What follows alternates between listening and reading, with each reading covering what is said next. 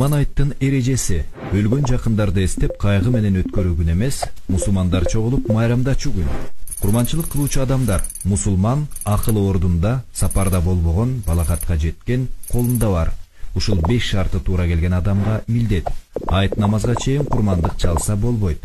Курмандык кылуунун малы кой эчкинин жашы 1 жашар болуу керек, бирок козу 1 жашардай көрүнсө, уй бука 2 жашар, төө 5 жашта болуу керек.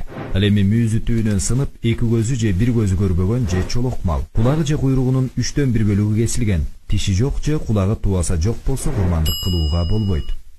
Малды союунун тартиби: бычак курч болуусу, 4 бутун байлап кыблага каратып коюу, башка малдын көз алдында сойбош керек. Бисмиллах Аллаху акбар деп тамагынан мууздоо. Мууздалган малды тезинен жүлүндөбөй туруу керек. Курмандык кылуунун адеби: курмандыкка арналган малдын сүтүн саап же жүнүн кыркып алууга болбойт. Эгер ошондой кылынса, наркын садака кылуу милдет. Ичинен бала чыкса, аны дагы союш керек. Курмандык кылган малдын эти уй же төөнө 7 адам кошулуп курмандык кылса, анын этин тараза менен так бөлүш керек. Союлган малдын этин 3кө бөлүп, өзүнүн үй бүлөсүнө, туугандарына, дос кошуна, тааныштарына, 1 бөлүгүн кедей кембагалдарга берген абзел. Союлган малдын этин сатууга болбойт. Бирөөгө сойдурса, анын акысына союлган малдын этинен же терисин берүүгө болбойт. Акысын өзүнчө берүү керек.